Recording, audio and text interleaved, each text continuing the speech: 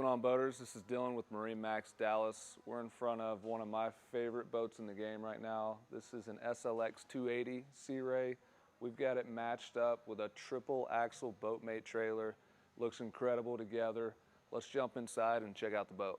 All right, now we're inside the SLX 280, and my favorite feature is having 28 foot of shade on this. So you've got your manual extended shade in the back. You can get a bow shade up front. If you step into the boat, we got a very pretty snap-in vinyl flooring that you can pull up to clean, very easy to clean.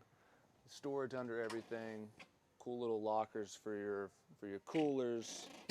We got a hidden little glove box here. We got wireless chargers, cup holders everywhere.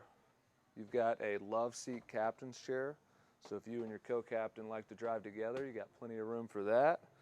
We've got the head on the port side over here.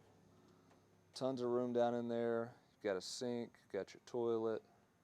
If you keep coming up to the bow, the notorious SLX has a very sporty bow, very narrow bow up here. Still tons of room.